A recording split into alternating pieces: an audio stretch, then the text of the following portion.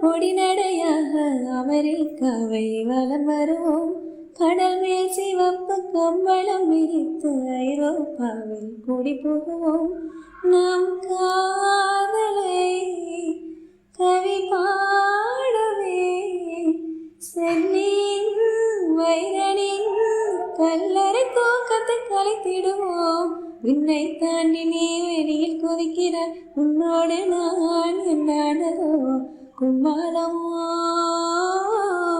கொண்டாட்டமோ.